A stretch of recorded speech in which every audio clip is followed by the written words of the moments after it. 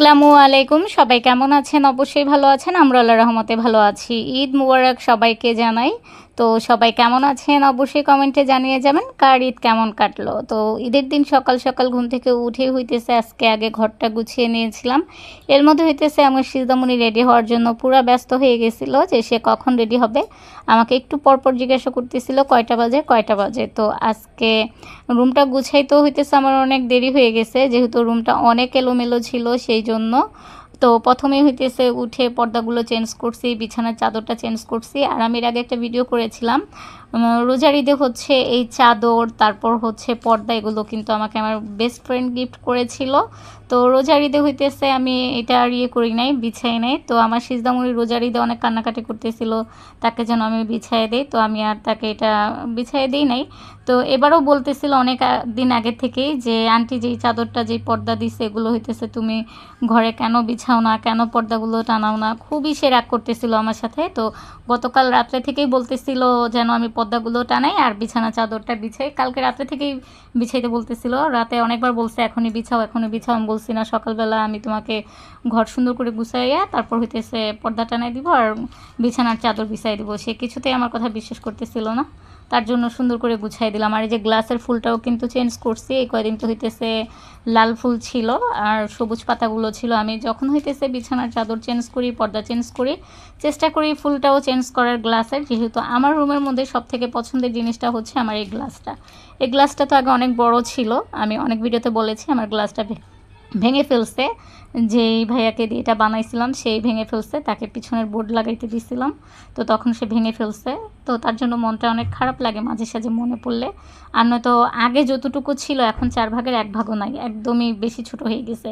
আর এই যে মাশাল্লাহ চাদরটা কিন্তু অনেক সুন্দর, পর্দাগুলো অনেক সুন্দর হয়েছে। যখন আমি রুমটা গুছাইছি যতটুকু পারছি সুন্দর করে গুছানোর চেষ্টা করছি, তো আলহামদুলিল্লাহ আমার কাছে কিন্তু অনেক ভালো লাগতেছিল। দেখলাম না মানাইছে। এর আগেও হইতেছে চাদর দিছে পর্দা দিছে, ওগুলো হইতেছে রোজার ঈদে আমি টানাইছিলাম পর্দাগুলো, তারপর বিছানা চাদরটা বিছাইছিলাম, ওটা হইতেছে হলুদ ছিল।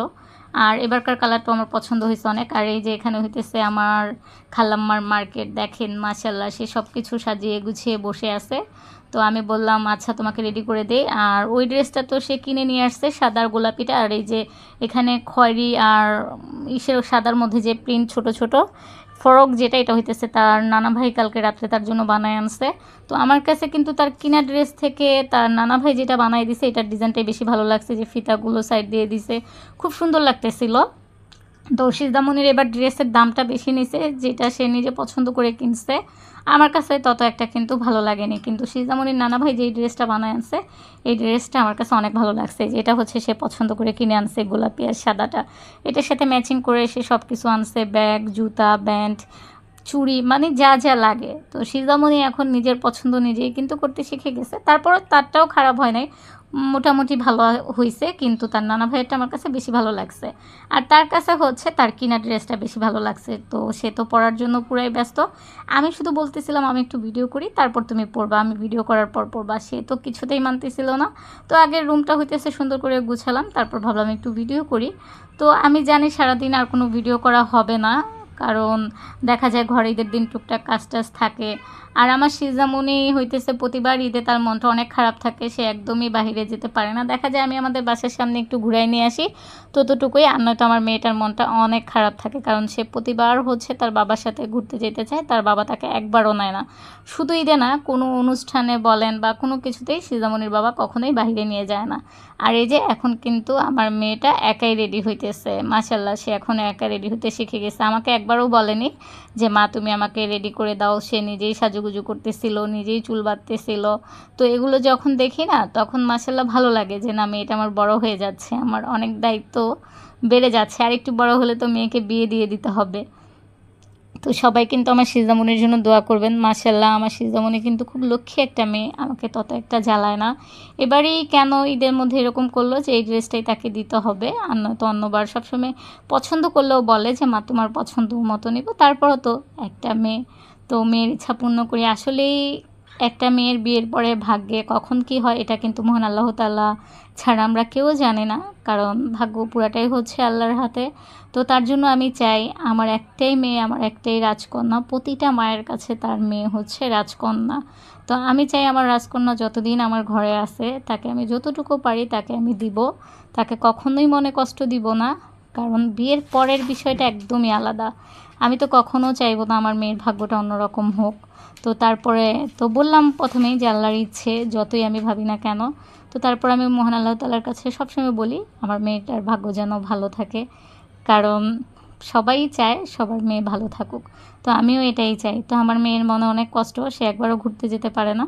তো এই যে এখন হইতেছে তাকে আমি 100 টাকা সালামি দিলাম আর বলতেছিলাম তুমি মন খারাপ করো না মা, আমি তোমাকে ঘুরতে নিয়ে যাবো। আর আমি আজকে সিজামণিকে নিতাম, কিন্তু আজকে তো ঈদের দিন, বাহিরে কিন্তু কিছুই ওরকম খোলা নাই, কোনো ভালো রেস্টুরেন্ট বলেন বা হচ্ছে কোনো পার্ক বলেন কিছু ওরকম খোলা থাকে না। আর যেহেতু এখন কুরবানি ঈদ, এখন তো আরও বেশি বন্ধ, মানে ওরকম একটা খুলবে না। তো ইনশাল্লাহ আগামীকালকে মেয়েকে নিয়ে একটু বাহিরে যাব, যেন মেয়ের মনে কোনো কষ্ট না থাকে। আজকে একটু বেস্ট ফ্রেন্ডের বাসায় যেতে চাইছিলাম, তো দেখলাম আর সময় হইল না, কারণ বাসায় কেউ না কেউ আসতেছিল পরিচিত। তো এর মধ্যে কিভাবে যাব, তার জন্য আর যাওয়া হয় নাই। তো ইনশাল্লাহ আগামীকালকে বেস্ট ফ্রেন্ডের সাথে গিয়ে দেখা করে আসব। আমার কাছে অনেক ভালো লাগতেছিল আমার বেস্ট ফ্রেন্ডের গিফটগুলো। আর আমার বেস্ট ফ্রেন্ড সবসময় হচ্ছে আমাকে গিফট করে। আমি কিন্তু অনেক ভিডিও করেছি যে আমার বেস্ট ফ্রেন্ড এটা দিয়েছে ওইটা দিয়েছে, অনেক কিছু দেয় আলহামদুলিল্লাহ, কিন্তু আমি কিছুই করতে পারি না আমার বেস্ট ফ্রেন্ডের জন্য। আসলেই দেওয়া নেওয়া এটা বড় কথা না, সে হচ্ছে অনেক ভালো মনের একজন মানুষ। আর সব সময় আমাকে দিয়ে থাকে, আমি যখনই যাই না কেন আমার সিজামণিকে কিছু না কিছু দিয়ে দেয়। তো এই তো আমি আমার মেয়েটার মনটা একটু ভালো করার জন্য বাসার সামনে নিয়ে আসছিলাম। বাহিরে হইতেছে সবাই তখন গরু কাটতেছিল, সিজামণি ওইটা একটু হেঁটে হেঁটে দেখলো, একটু সামনে যেতেছিল। তো আমি বললাম মা তুমি একটু হাঁটাহাঁটি করো, আমি তোমার ভিডিও করি। কি করবার, যেহেতু বাবা কখনোই নিয়ে যায় না আর মনেও হয় না সে নিয়ে যাবে, কারণ তার বাহিরে নিয়ে যেতে ভালো লাগে না। আর যখনই যায় সে হচ্ছে একা যেতে পছন্দ করে, কিন্তু কাউকে বাহিরে নিয়ে যেতে পছন্দ করে না। কিন্তু নিজের বন্ধু বান্ধব, খালাতো ভাই তাদের সাথে যাবে, এই আর কি। তো যাই হোক, মেয়েটার মনটা দেখি কিছুক্ষণের সময়ের জন্য একটু ভালো করতে পারি কি না। মেয়ে আমার একদমই মন খারাপ করেছিল, আমি চেষ্টা করতেছিলাম যতটুকু পারি তার মনটা ভালো করার জন্য।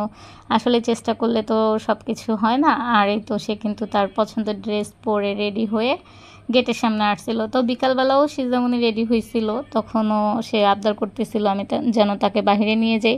তো আমি বারবার বলতেছিলাম যে মা আজকে ঈদের দিন, বাহিরে সব কিছু বন্ধ, আমি তোমাকে কোথায় নিয়ে যাব বলো। তো আমি তোমাকে অবশ্যই কালকে নিয়ে যাব। তারপরও মন খারাপ করতেছিল অনেক। পরে একটু হাঁটাহাঁটি করলাম, সিজদামণির একটু ভিডিও করলাম আপনাদের সাথে শেয়ার করার জন্য। তো সিজদামণির ঈদের দিনটা কিন্তু একদমই ভালো যায়নি, যেহেতু তার মনটা অনেক বেশি খারাপ ছিল। আমি চেষ্টা করেছি, তারপরও ভালো করতে পারি না। আর এই যে সে হচ্ছে বিকাল দিকে আবার রেডি হয়ে ছিল যেন আমি তাকে একটু বাইরে নিয়ে যাই। তো তার বাবার সাথেও যাওয়ার চেষ্টা করছিল, বাবাও যেহেতু নেয়নি, মন খারাপ করে মোবাইল টিপতেছিল। আর আমি হইতেছি একটু ভিডিও করলাম মেয়েটার, মনটা এত খারাপ, ভালো করতে পারলাম না। তো ইনশাল্লাহ আগামীকালকে মেয়েকে নিয়ে বাইরে ঘুরে আসব আর ভিডিও করে আপনাদের সাথে শেয়ার করব। তো অবশ্যই কিন্তু সবাই জানাবেন আপনাদের কার ঈদ কেমন কাটলো। আমি তো জানি সবার ঈদে কিন্তু আলহামদুলিল্লাহ অনেক ভালো যায়। আসলেই সবসময় সবার মন মানসিকতা সমান থাকে না, কারো ভালো কারো একটু মন্দ, এরকমই তো আমাদের জীবনটা যাচ্ছে সবার। তো সবাই সবার জন্য দোয়া করব ইনশাআল্লাহ। আর সবাই হচ্ছে আমার এই রাজকন্যাটার জন্য দোয়া করবেন, মহান আল্লাহ তাআলা যেন সবসময় তাকে ভালো রাখে। তো সবাইকে আবারও বলছি ঈদ মুবারক। তো আমার আজকের ভিডিওটা এতটুকুই ছিল, সেই পর্যন্ত সবাই ভালো থাকুন, সুস্থ থাকুন, আল্লাহ হাফেজ।